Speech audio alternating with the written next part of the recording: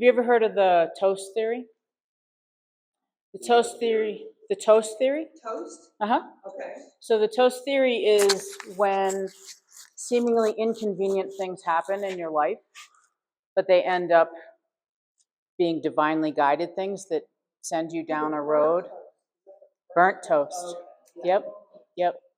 And so I was visiting Santa Fe with my mom, actually, and we were leaving on Sunday morning, and all of a sudden I get on the highway and my truck just made this whapping noise. It was like totally serious. And so I spent the next couple hours looking for a repair shop on a Sunday and found it finally. And the guy said, I'll just take it out for a test drive. Took it out for a test drive. He's like, there's nothing wrong. No sound, nothing. It was gone. So by then we couldn't stay, so we decided to get a hotel. And on the way to the hotel, they had one of those shows in a parking lot, dirt parking lots. And there was a woman there that was working in Encaustic. And I fell in love with it and didn't know what it was. And I went back to Boulder, got a book, and never stopped. What year was that? This is a good question. I need to approximately. Yeah, that's a very good question. 5 years It's, oh God, no, like between probably 25 years ago. Oh, wow. Yeah, I've been working in Encaustic almost 20 years. Yep. Oh, thank you. Thank you. Tell me about the stamping. I love this wood burning stamp you're doing on it. Is that your signature? That's my chop. Yep. So I love that. How are you burning that in? I had a branding iron made of my chop. My chop was made for me. I've done a lot of brush work. So like if you've ever seen like calligraphy pieces on paper, and they've got like a little red. That's it. That's a chop. It's like your signature. Okay. Yeah. I love that. You don't sign it any other way, just that? I do. I sign it in the back too. Yeah. So what is about this black and white neutral series? All of my work is black and white. Always. Okay. Mm-hmm. Well, yeah, yeah. I really like red too, like a blood red, a rich blood red, but usually it's all neutral. It's just my palette. It just feels right to me, for me. So it's beeswax and resin mixed with pigments. And if you have just the beeswax and resin, it's called medium, so it's clear. And if you add the pigment, it's called encaustic paint. And so basically you heat that up in a skillet. I heat it up in a skillet, and then I use a brush to paint it on. So the hot liquid wax is my paint. Yep. So it's about layering. Yeah. Quantum theory. Spirituality. Where does that come? So I believe that everything is vibration. So my intention that the attention that I have when I'm creating a piece of work, it carries through the piece. And there's really no separation between me and what I'm creating. And I believe also quantum theory says there's no separation between us. We're all part of the same. And so my work is a way of inviting discussions about certain things about life and how we each go through life, and learning about each other, which in turn means we learn about ourselves, and we can be better people as a result of that. The vibration? Absolutely. Absolutely. Absolutely. And so the point... We'll look at my piece differently. So kind of like the point is, not the point, but one of my intentions is, take this piece for example, and this is a different collection of work. This is the flower of life, which is essentially the concept that we are all connected. So my hope is that when someone buys that piece, every time they look at it, it's a reminder that we're all part of the same. We're all connected. Thank you. Yeah. I think someone would buy all of those. Agreed. Dollar. Yes. They look so amazing together. Thanks. They should live together. Thanks. And invite us over to the bench. Why not? No, so what? It's fun when that happens. Yeah. When you're doing these. Yeah. I mean, different shapes and you've got your mediums. Yep. What are you channeling? What are you feeling? Or stories? I'm a very narrative person. Let me get out of there. What is going through your mind, I guess, sort of, when you're creating? Is there some sort of story for you, or is it just energy for you? I think the point for me is to get out of my mind. You have your mind. Mm-hmm. Mm-hmm. Get out of your head, yeah. Mm-hmm. So I usually go into creating a piece with an intention of what I want it to be, and then I let it go. And if I try to hold on to that, it never works out. It never works out because I'm trying to control the outcome. And we can't control the outcome. So that's why I really like Encaustic, because it's just so much texture and so much imperfection, and it's so organic, you I know. love the texture.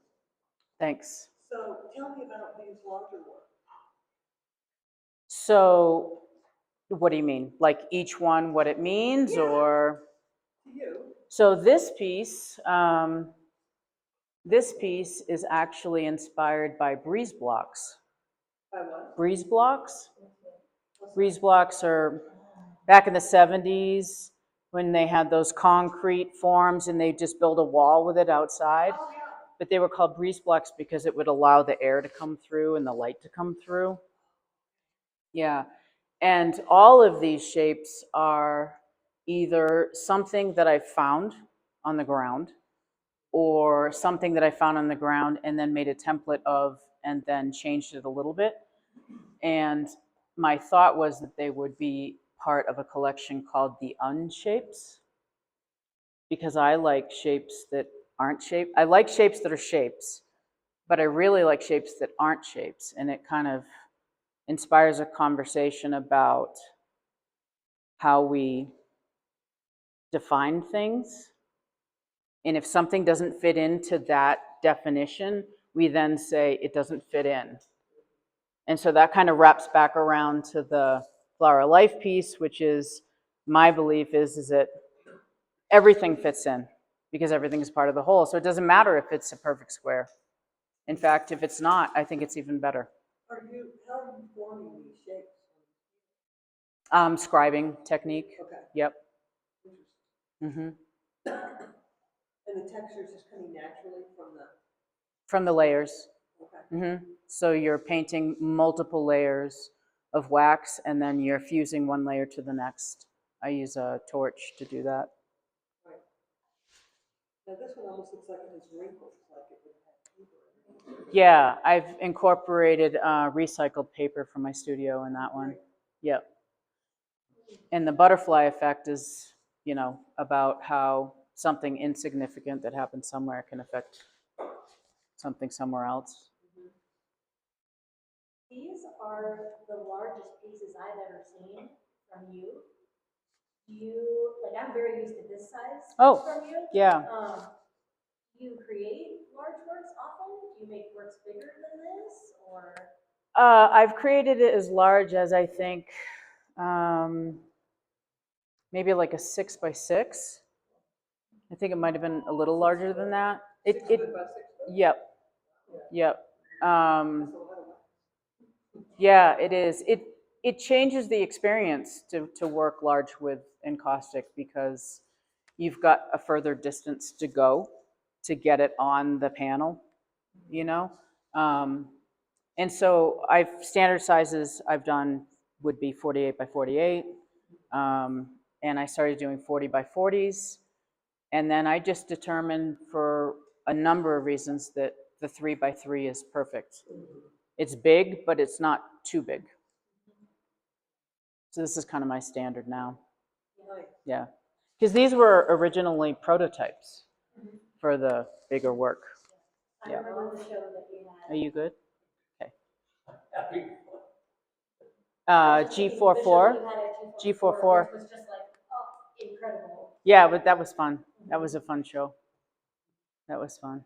It's interesting. I had the same experience that most people have when they see my work and they see Encaustic for the first time. You just can't quite put your finger on it and explain what it is, but there's just something about it. There's just something about the wax, and it just is different. Yeah, so that was the experience I had. Right. But once you know, then you always see it, you know, and then you know what it is. I have a graphic design background. I was gonna say, Yeah. how did you get Uh-huh. started? Oh, Yeah. thanks. Yep. That's what you went to school for, and, No, I went to school for philosophy and religious studies. and you So became a what? graphic artist along the way? Mm-hmm. Mm-hmm. I know how that goes. There's a Payne's Gray situation happening here. How do you get that pigment, or what do you? That one? Yeah. It's the black. It's the black, but the black has a blue tint to it. So it's the same black. It's the same black. So you didn't use the paint spray, it's just the black. Is that what you're saying? I didn't what? You didn't use the paint spray, it's just the black diluted, or? Correct. Yep. No Payne's Gray. I only use white and black. So I'm not familiar with the process. Yeah. So you do it right on the board. Mm-hmm. And so for these, are you doing a dark underneath, then the lighter, and then scraping into it? I am not. I'm using an oil on top. For the mark making? Mm-hmm. So what tool is it using? Anything I can find. Mm-hmm. Anything that inspires me in the moment. Uh-huh. Usually not like a traditional encaustic tool.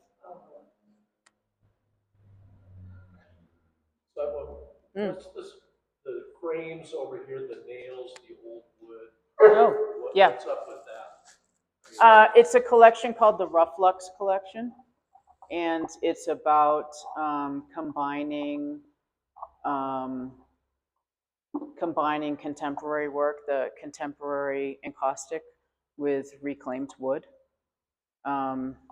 Typically, it's really good in like loft situations, you know. Where did the wood come I have so many stories about the wood. It's crazy. It's amazing what happens. It's like I went to a show in Chicago, and I'm now friends with this woman.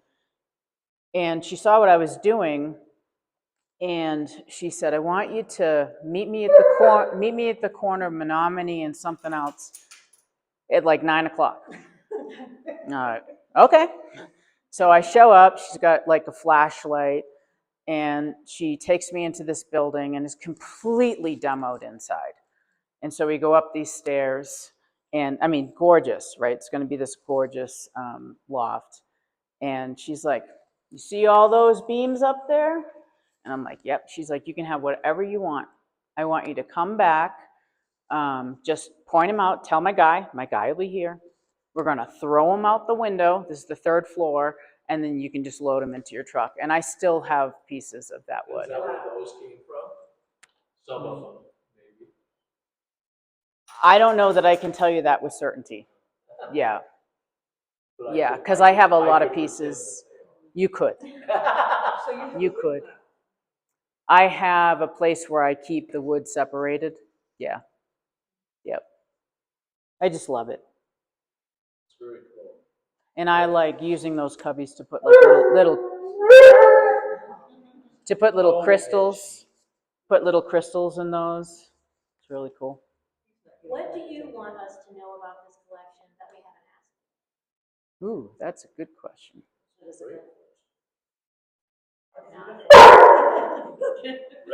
Reggie agrees.